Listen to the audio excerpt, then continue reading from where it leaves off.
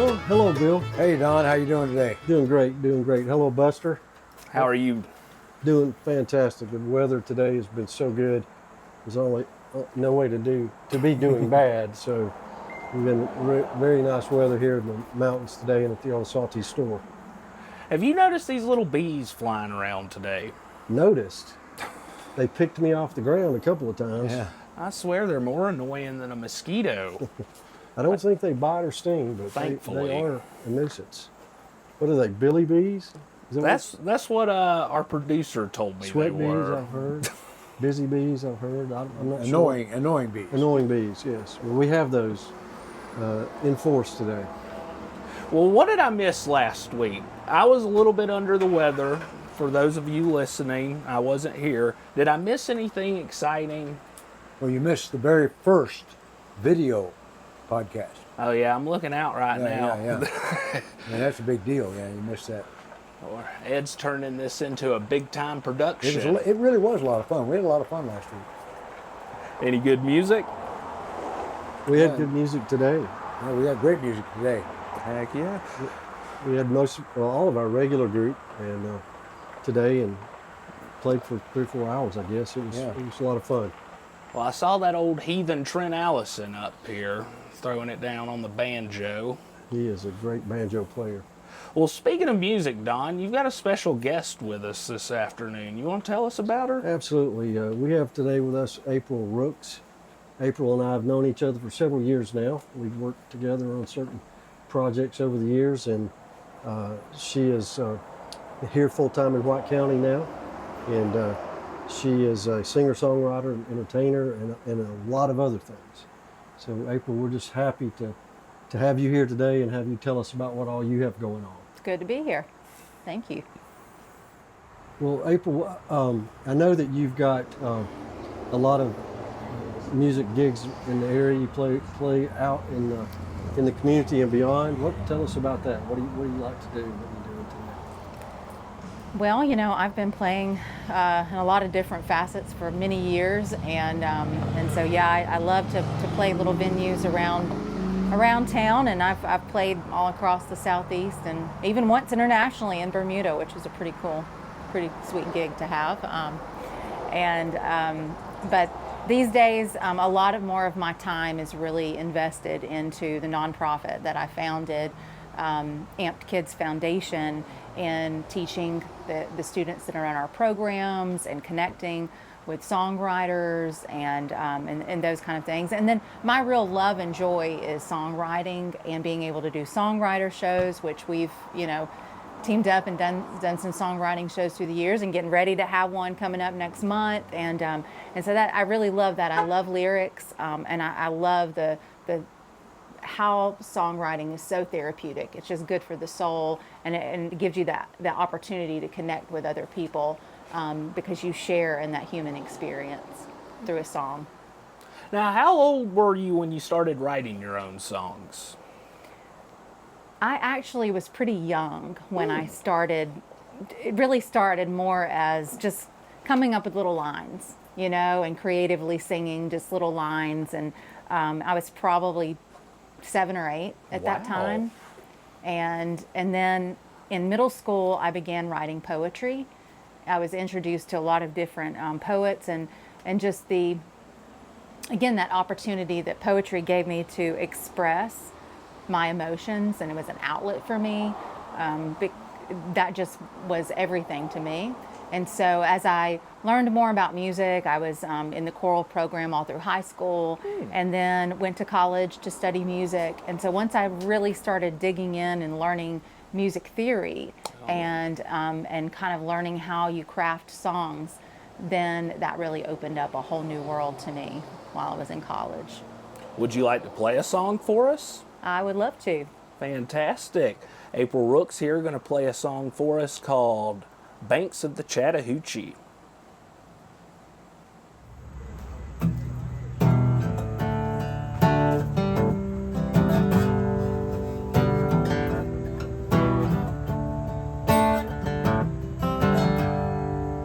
Let the quiet waters still my soul. Let the shores ebb, rolling through the past.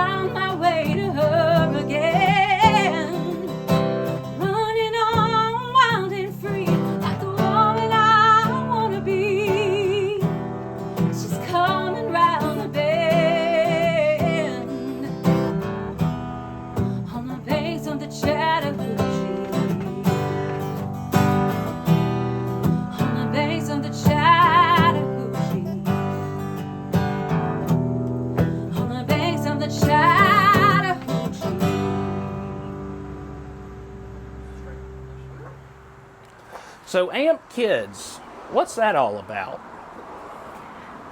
Well, as I said, I've been, not only performing, but I've been teaching vocal and piano lessons for over 20 years and working with children, even inside church ministries with music programs and ensembles. And so kids are very much a close part of my heart, and I have 2 children myself. And I love investing into the lives of kids. But in 2007, I was introduced to the CASA organization. Okay. And the CASA organization stands for Court Appointed Special Advocates. These special advocates are advocating for children that are in foster care. And so learning about their program and getting involved and helping them with fundraising and music things and donating, just different aspects. 10 years later, I was performing with my jazz group at one of their fundraisers in Hall County, and a young lady who had aged out of foster care was sharing her story about her time in foster care, the benefits of her CASA, and she spoke about how music was what helped her to get through the really dark times in her life while in foster care. And I was blown away by her story, and I resonated with that message, going through some dark times in my life and trauma that I've been through in my life, how music was such a huge part of healing for me and hope for me. And so I think that God just lit a fire under me that night, and I kept asking, what else can I do? How can I help? Because I know that these kids, there's so many kids out there that are just going through such terrible times and hardships in life, and they need to have someone that cares about them, that will invest in them and see them and believe in them. And so the next year I started up the Amped Kids Foundation with a mission to make a positive impact in the lives of children that are in foster care. And now we've expanded to include kids that are adopted, as well as children that are at-risk youth in the community. And our vision is to be able to provide a pathway of healing for these children and to provide them with connection and community and, again, that hope that they can have a better future. And we empower them through music. As many of us know, sitting here, like, music is so therapeutic in our lives, and maybe we're having a rough day, and at the end of that day, just to sit down and pick up your guitar and sing a little, pick a little, and how therapeutic and how that puts us at ease. And so giving children those tools to be able to have that in their life is powerful. Heck yeah, providing an outlet, a healthy outlet for all Yes. that whirlwind of emotion. Well, aside from the good that it does in that regard, some of them are very talented musicians or have become very talented musicians and going places and doing things. You Yes. was telling me about that earlier. One just recently was in Nashville. Yes, we've had a talent show since 21 that we launched for the kids, and this is where kids from all around the state can come and showcase their musical gifts, and they come for the day, and we make them superstars. We have hair and makeup, we have lunch for them, we have a coach that comes in, and just we love on them that day. And then as a part of the talent show, one child is selected to receive an all-expense paid trip to Nashville, Tennessee. So our first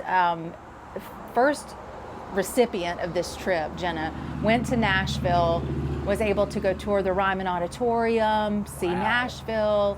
We took her to dinner, a special dinner one evening, and then in partnership with the Gerard Birch Foundation, she was able to attend a show at the Gerard Birch Bluebird Cafe event, which is the famous Bluebird Cafe. And that evening, she was actually, announced that she was there that evening, and she was just over the moon about that. It's wonderful. Now, where could somebody go if they were interested in supporting your cause? Where is there a website? Is there a phone number I could call, say, if I wanted to donate some money? Absolutely. Our website is ampedkids.org, AMPED kids.org, and our phone number is 678-283-0743.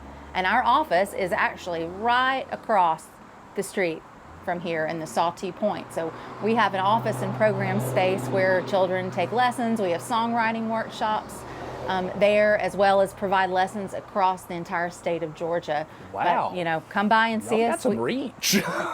Yes. That's fantastic.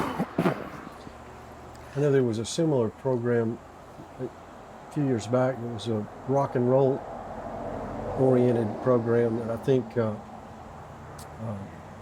Steve Miller promoted, kind of the same concept. And they were bringing them on stage and concerts and things, really young children, and just amazing what they can do and what it does to give them self-esteem and a leg up in life. So it's really, really commendable what you do.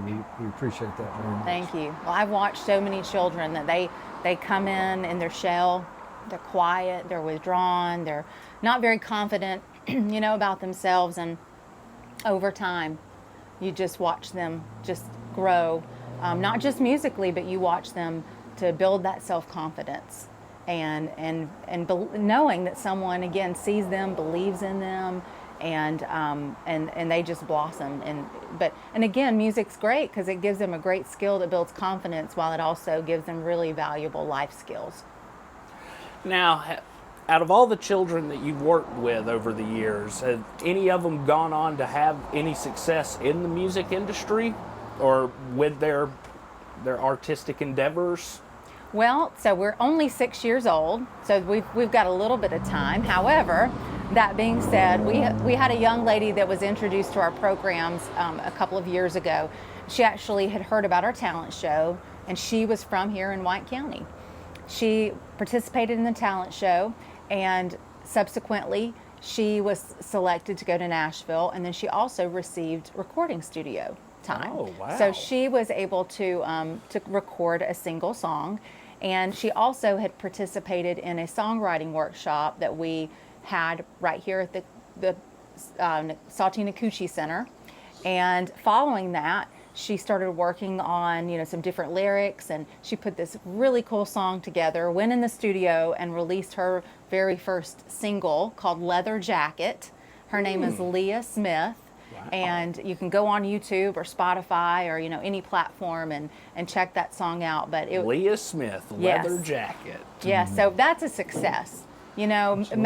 Children may or may not be the next Carrie Underwood, let's say, or something like that. But success is relative, right? But for us, it's we want them to accomplish their goals, whatever they are. And just being able to have a song that you've written, you've recorded, you've released to the world, and that's amazing. It was a dream for her. You've hit on it 2 or 3 times, the idea of beyond music itself, because I know what music does in and of itself, but it also opens up opportunities for people to think better. It connects your brain, all the little connections, and you usually musicians read better. Usually they're a little bit better in mathematics, not all necessarily, but the point is that it opens up another whole world of not just music, but in science and everything else. I've been amazed through the years at children that we sparked in music, but then went on and excelled in something.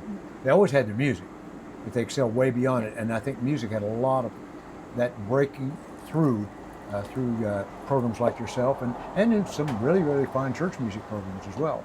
That exploded. So I applaud it. I think it's marvelous what you do. April, Bill was a shy child. He was the most shy kid in the world until he got into music, and look at him. He's gone to North Korea to sing music. Well, and He's everything but shy. yes, now, well, so. and so was I. I tell people, I'm an introvert by nature, and I didn't like to be in front of people. I didn't want attention. I was happy behind a book, or writing my poetry. But then when the chance came for me to begin singing, I realized that it was an outlet for me, and it was a place where, again, I could be seen and heard myself. And then, I grew up singing in church. It was a place where I could worship God, and that was really important to me. And yes, you're exactly right, Bill. A lot of what we do is also helping to advocate and educate for music therapeutics. within the foster community, as well as other children that we serve, is learning beyond just music as an entertainment. It's fun, it brings us together, but the therapeutics behind it and the science behind it. Music actually alters our brainwave patterns. It actually releases chemicals within our brain when we listen to music, dopamine, serotonin. It helps to lower our heart rate.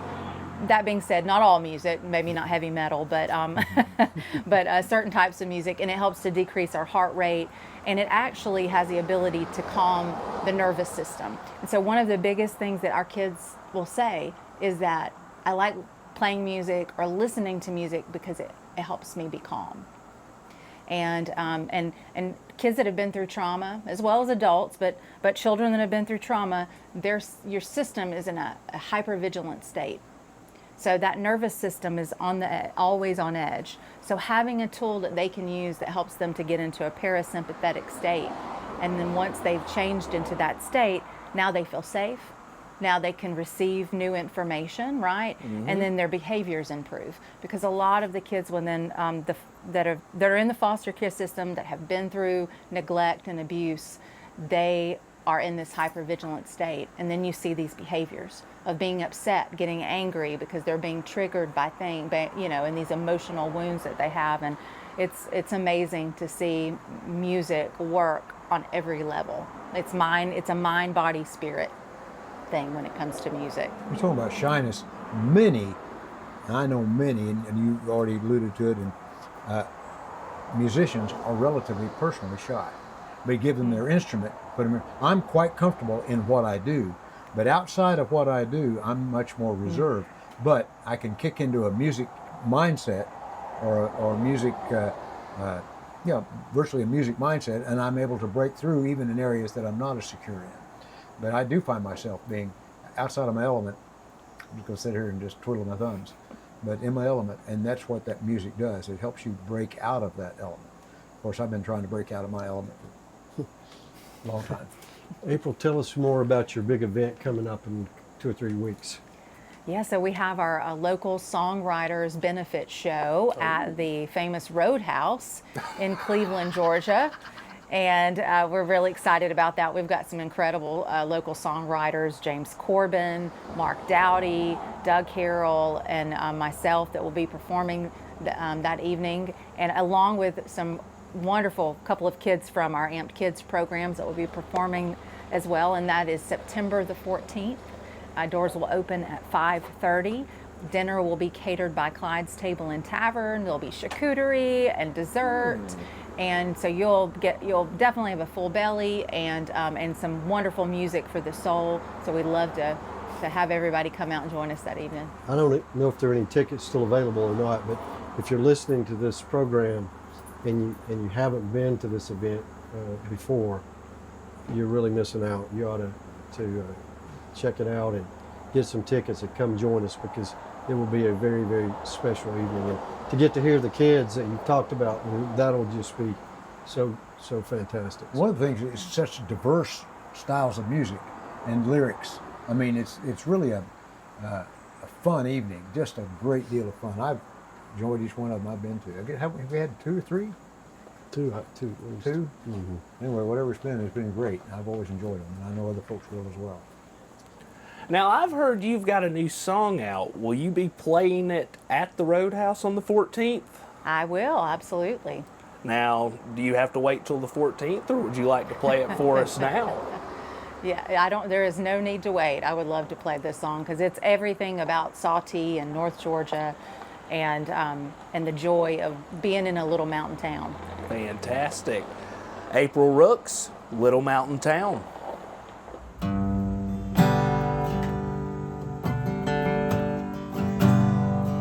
Little mountain town. It's quiet here, but it sure feels good slowing down. This little mountain town. Ain't much here, but it sure feels good slowing down. This little mountain town.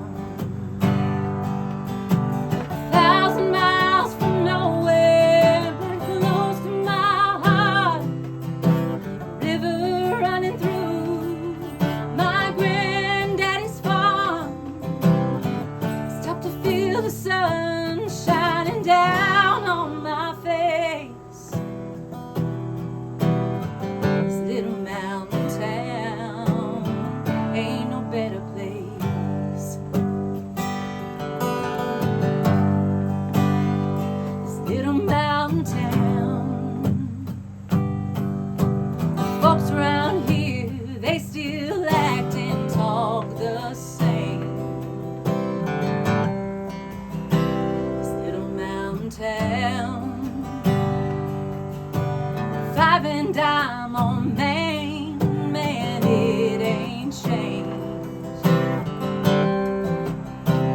Little mountain town, 1,000 miles from nowhere, and close to my heart. A river running through my granddaddy's farm. Stop to feel the sun shining down on my face. This little mountain town ain't no better place.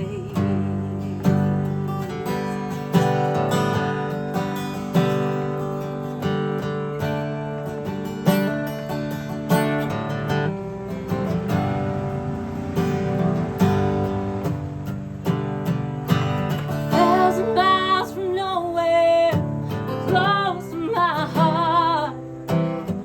River running through my granddaddy's farm.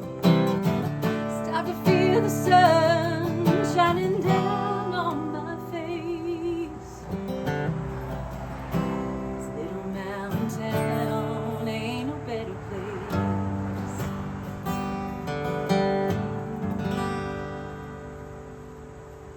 Okay. Well, before we go, April, I've got one last question for you. Do you have any advice for an aspiring songwriter out there? My biggest advice would be to follow the art and follow heart as a songwriter. That there's two different veins of being a songwriter. There is, I want to be a songwriter because I want to be in the music industry, which means that I have to formulate, right, and I have to be able to be a part of that industry and know that I have to, to work around industry people to be able to have songs that could potentially be radio hits. And those could, absolutely, we hear songs all the time that impact our lives on the radio.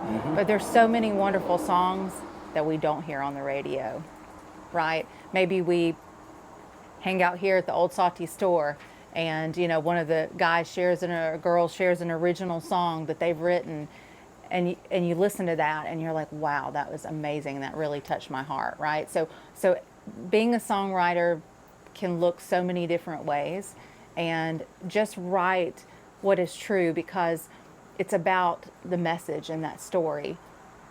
Years ago I was at a Gerard Birch concert and Alex Harvey was there, and Alex wrote Delta Dawn. And I'd never heard the story behind this song, but he told this whole story that it was about his mother, and she struggled with alcoholism, and she later passed away. And I'm making this very long story short. But through this story, he ended up with a lot of his life. He ended up with a lot of pain.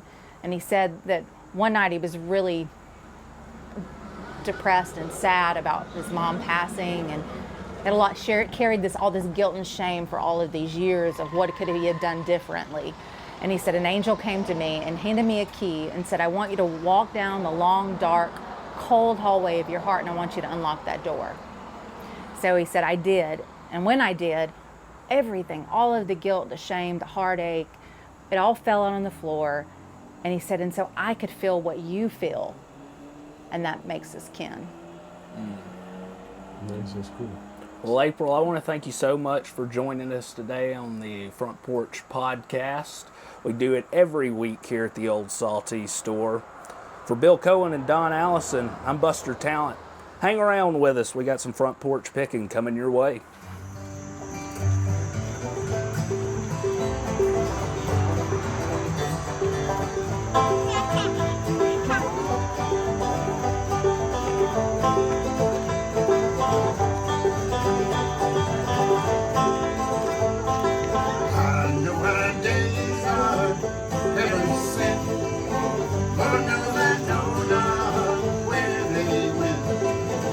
I shake my head and I wonder